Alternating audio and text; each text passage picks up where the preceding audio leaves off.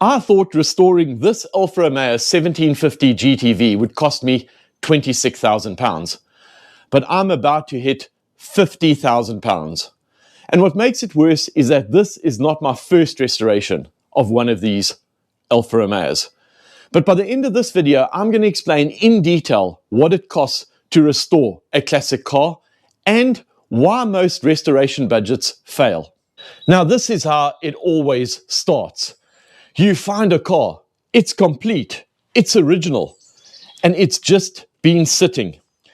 And your brain does something dangerous. It fills the gaps with optimism.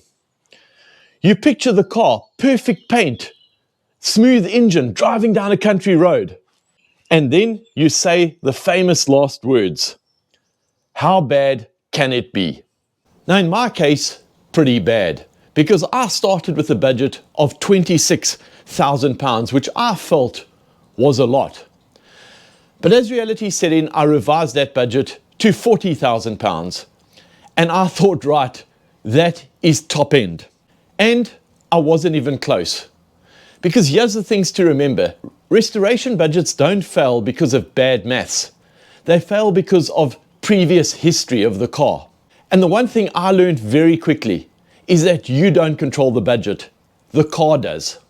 When you restore a classic car, you're not just restoring it.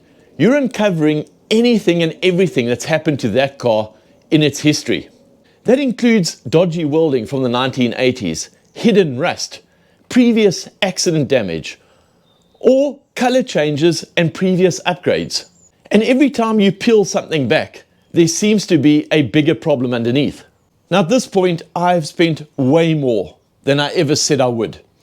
So I'm going to break down exactly what it's cost me to restore this car and be open and transparent in every single cost. I'm going to give you the amount of hours, the rates, and I'm going to break it down into bodywork, paint, engine and mechanicals, suspension and brakes, interior, and then all the costs that no one really talks about. So if we start with the bodywork, or as I like to call it, the money pit. This is where restorations either survive or completely fall apart. Now, here's my reality. Panels for this car, and we did a lot. We did all the floor panels, the sills, the wings, a new boot, a new bonnet.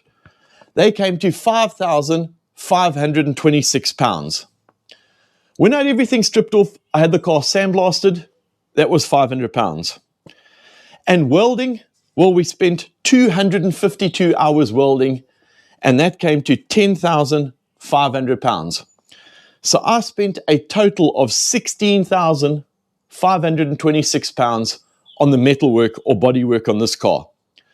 My original budget I put was £7,100. £4,100 for panels and £3,000 for welding. Now that's more than double my original budget. And the reason is simple. Rust is never what you really think it is. And what you think is quite a small repair can turn out being a very, very significant one. The example was I decided to take out the outer sills on this car, which looked pretty good. And I found that a middle sill had to be replaced. And well, that's a structural repair. And that's where the hours come in, the extra labor, and the costs creep in. The next is paint. And again, people can be caught out. Now, I originally budgeted £7,000 for the paint job on this car. But then when we had done the body, I decided to spend a little bit more because I wanted the Novel for classic car painting process done by Painting Classic Cars. Now, in order to try and keep the cost down, I painted the car underneath in wrapped liner, I painted the interior, and I painted the boot. But the cost with Painting Classic Cars to do the exterior of the body came to £11,040. That was 120 hours of labor at £65 an hour, £1,400 in materials, plus VAT. And the results you can see are absolutely incredible. But then it's another dangerous reminder, because the better the car gets, the higher your standards become with the rest of the restoration. And then we get to the mechanical part of the rebuild. And this is where people usually think they can save money. But I don't normally, and I couldn't on this car because this engine was seized. So very early on in the restoration, I sent it off for a full mechanical rebuild to see if it could actually be used. So it went off to Veloci Sport, one of the best in the industry. They did a full engine and gearbox rebuild on the car.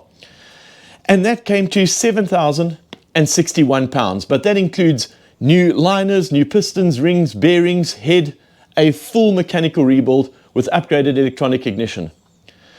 I've also had a set of carbs rebuilt that will go into the car. That was £450, and I've had the prop shaft fully recommissioned.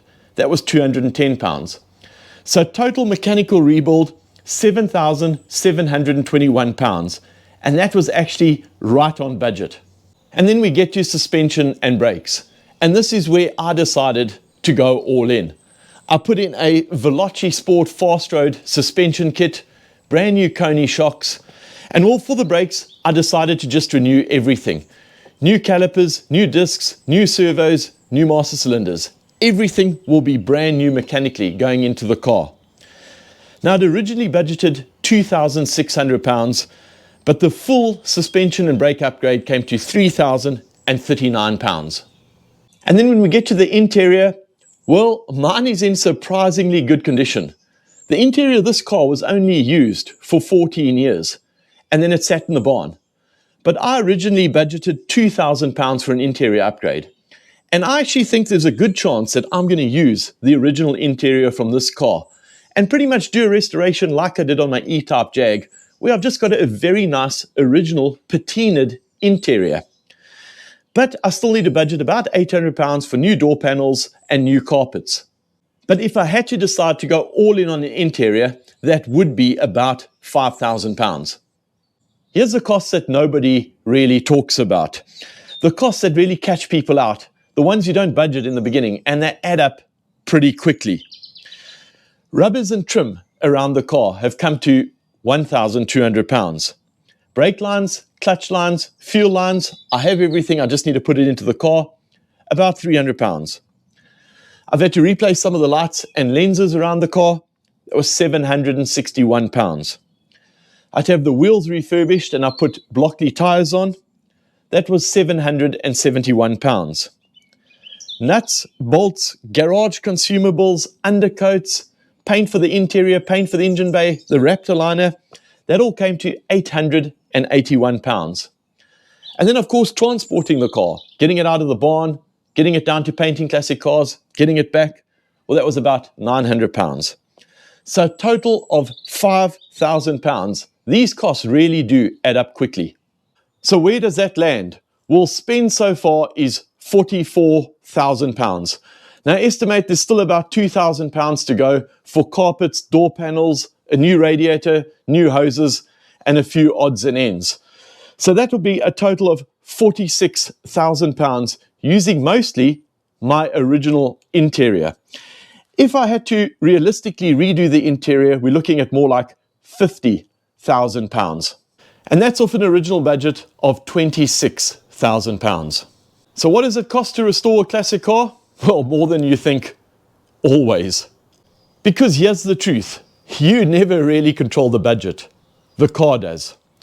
Now, if you think about it, mechanicals I mostly got right. Suspension and brakes I mostly got right. Bodywork, that is where I destroyed the budget and really has taught me a lesson. Now, previously I've started with a very good rust-free South African cars. And, well, this one is where I spent £16,500.